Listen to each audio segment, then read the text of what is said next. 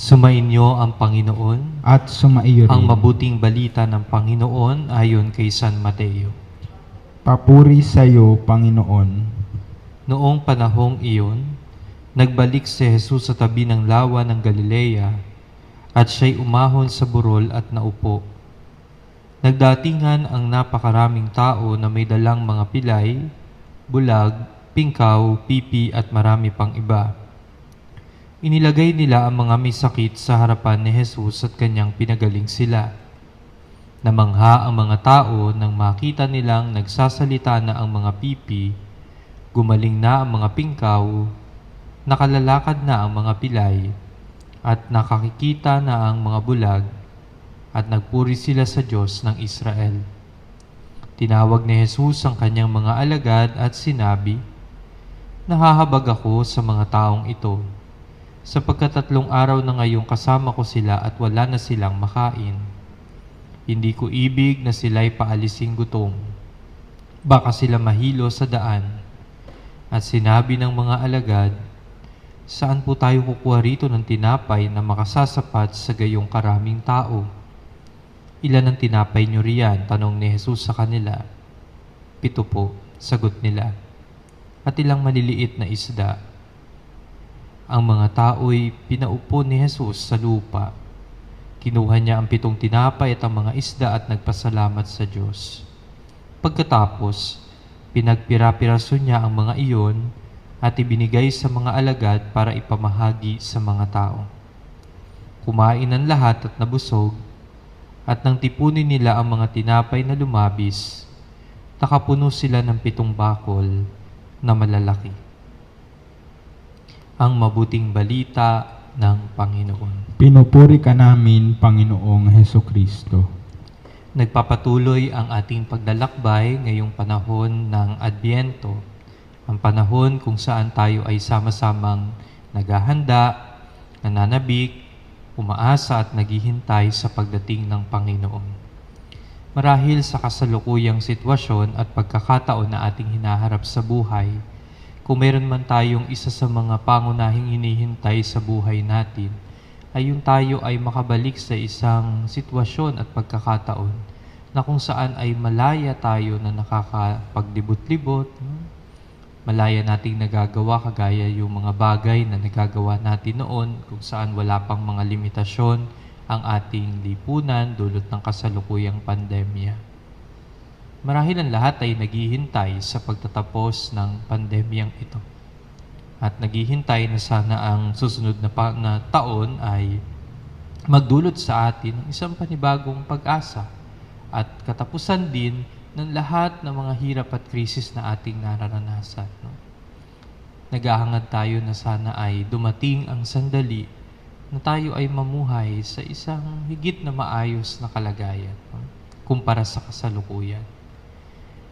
Ngunit sa kabila ng lahat ng ito, lagi nating babalikan na ang panahon ng Adbyento ay nagdadala sa atin patungo sa karanasan ng paghahanda, paghihintay at pananabik sa pagdating ng Panginoong Hesus. Totoo po, malapit na ring magpasko. Ilang araw na lamang ay ipagdiriwang na natin ang Pasko. Ilang araw na lamang tayo ay maghahanda na naman ng siyam ng mga simbang gabi o Misa de Gallo. Ang lahat ng ito ay bahagi ng ating paghahanda. Ngunit magandang balikan din natin ang sinasabi ng Ebanghelyo sa atin. Kung paano ibinahagi sa atin ang maraming kakayahan ng Diyos, ang maraming kakayahan ni Jesus. Kung paanong maraming taong gustong lumapit at dumulog sa Kanya. Ang mga bulag, ang mga pilay, ang mga pingkaw, ang mga pipi, ang mga taong may karamdaman. At sa kanilang paglapit kay Jesus, ano ang inaasahan nila? Yung bang sila ay dulutan ng kagalingan ni Jesus. Dulutan ni Jesus ng maayos na paraan ng buhay. Na sila ay madala sa isang kalusugan na kanilang mapapanghawakan. Mamuhay ng normal at ordinaryo. Kaya kahit nagagabihin na sila, patuloy silang sumusunod at umaasa kay Jesus. Dahil nababalitaan nila kung paanong may kakayahang ganapin si Jesus sa buhay ng tao. At kung paano din si Jesus ay nag-aanyaya sa kanyang mga alagad. Nagumanap din ng mabubuting bagay sa mga taong ito. Gayon ang habag ng Panginoong Jesus sa mga taong umaasa sa Kanya. Sa mga taong wala ng ibang inaasahan kundi ang Diyos na lamang. Kaya anong nais ni Jesus na sabihin sa Kanyang mga alagad? Papakainin ng mga taong ito. Sa paningin at pananaw ng mga alagad, napaka-imposible. Ang dami nila. Tapos nasa sitwasyon na sila ng papalapit sa karanasan ng gabi. Saan pa sila kukuha ng pagkain? Napakalimitado ng kanilang pagkain nakita. Pero sa kabila ng lahat ng ito, napakain niya ang maraming tao. May sumobra pa nga po, di po ba? At marahil mga kapatid, ito ang dapat nating paghandaan sa buhay natin. Hindi lang tayo naghihintay kung kailan darating ang vaccine para sa kasalukuyang virus na kumakalat sa ating lipunan para mailayo tayo sa pagkahawa dito. Naghihintay din tayo sa maraming pagkilos pa ng Diyos sa buhay natin. Alam po ninyo bilang isang spiritual director, nandun palagi yung paghahangad ko na maunawaan at mapakinggan kung saan ako inaanyayahan ng Diyos sa kasalukuyang panahon. At sa ganitong klaseng pag-uugali at disposisyon, ko higit na nauunawaan na ang buhay natin ay isang buhay na dumadaan sa tinatawag na unti-unting pagpapanibago. Na bago pa man natin hangarin ang maraming bagay, may mga bagay na naginaganap sa atin ng Diyos. Marahil po siguro isa sa dapat nating paghandaan at panabikan na mangyari, yung maraming tao ang magbalik loob sa Panginoon sa ganitong sitwasyon. Mga pamilya na nabuo at mabubuo pa dahil sa pagkaunawa na mahalaga ang samahan at ugnayan ng magulang sa kanilang mga anak, ng mga anak sa kanilang magulang, o ng mga mag-asawa, ng mga magkakapatid, lalo na sa ganitong sitwasyon, o ng magkakaibigan, na may nagkatampuhan, hindi nagkaunawaan, nagkasakitan, pero unti-unti itong pinaghihilom sapagkat kayang panghawakan ng higit ang pagmamahalan, ang pagdadamayan at pagmamalasakitan. Dapat din tayong manabik sa sitwasyon at pagkakataon na ang mga naglilingkod sa bayan ay kakalimutan na muna ang mga personal na alitan, mga personal na hidwaan para sa bayan. Magtulungan, mag-alalayan, at hindi magpalitan ng mga masasakit na salita.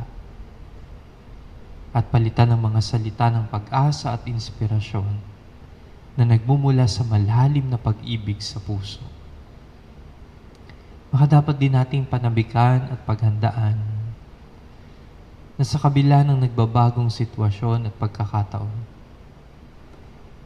maraming tao ang magsikap na mag-alay ng sarili, higit kaysa sa pagkamakasarili.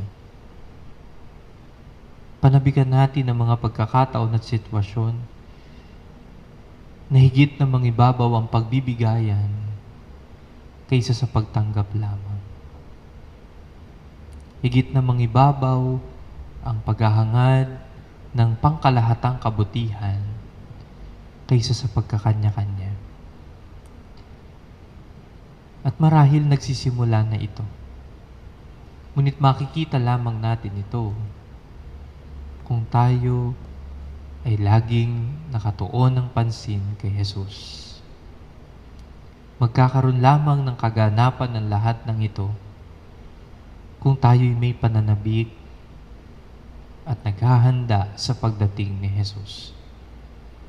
Mga kapatid, sa kasalukuyang panahon, isa din po tayo sa pinag-abutan at pinagbabahaginan ng tinapay at isda na galing kay Jesus. Hawak na po natin ito. Ang tanong, handa din ba tayong iabot ang bahagi nito sa mga taong nasa paligid natin?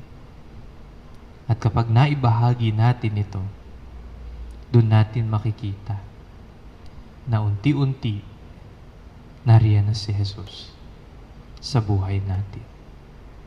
Amen.